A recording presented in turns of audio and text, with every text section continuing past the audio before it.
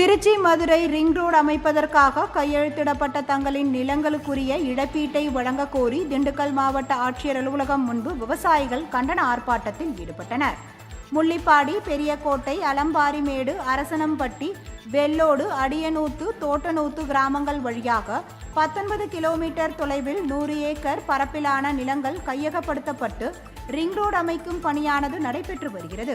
அதற்காக கையெழுத்தப்படப்பட்ட தங்களின் நிலத்திற்குரிய உரிய இழப்பீடு வழங்காமல் இழப்பீடு தொகைகளில் கூடுதலாக மதிப்பீடு செய்துவிட்டு குறைந்த தொகையை வழங்கி நெடுஞ்சாலைத்துறையினர் மோசடியில் ஈடுபட்டு வருவதாக கூறி 100க்கும் மேற்பட்ட விவசாயிகள் கண்டன கோஷங்கள் எழுப்பினர்.